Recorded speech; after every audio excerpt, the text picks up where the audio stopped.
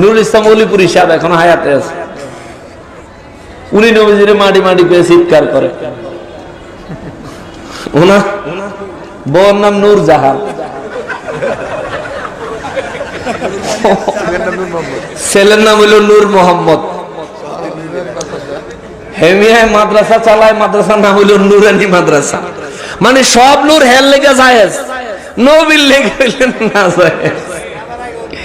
আরে ভাই, হেমিয়ার নামে তো নুরুল ইসলাম অলিপুরি, নুরুল ইসলাম, হেমিয়া নুরুল ইসলাম।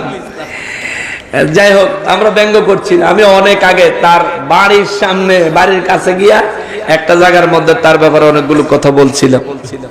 ওয়াহাবিরারে এখন তো আগের মতন ধরি না, এটি এতিম হইয়া গেছে, ধরি না। ওরা শফি সাহেব নাই। হ্যাঁ, আমার আগে আমাকে সাইফি সাহেব বয়ান করছে যে কিছুক্ষণ পরে পরে শফি শফি কইছে। আপনারা কি এই শফি বলতে হাটহাজারি শফি সাহেব বুঝছেন?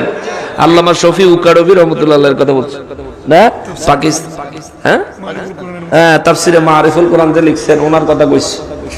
বাংলাদেশের হেমিয়া তো যা কইরা গেছে, হেমিয়ার আল্লাহ আল্লাহ তারে মাফ করে দেখ, যারা কেন আমি মাফ করে দেখ, আল্লাহ যদি মাফ করে দেয় আমরা কোনো অসুবিধা নাই। তো ওয়াহাবিদের ধরি না, কারণ হইলে অনার ধরে লাভ নাই। এরা মুরব্বী শফি সাহেব গেছে গা, এরা মুরব্বী বাবুনগর সাহেব গেছে গা, এরা মুরব্বী জুবাইর আনসারী সাহেব তাও গেছে গা।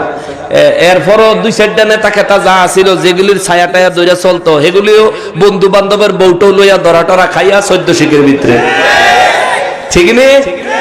এখন আর এগুলির কোনো অস্তিত্বই নাই, অবস্থা নাই। এই জন্য এগোরার দড়ি না, দূরে লাভ নাই। তবে এদেরকে শুধু বলতে চাই, तेरा बाप यहाँ छोड़कर गया था कि तेरी माँ?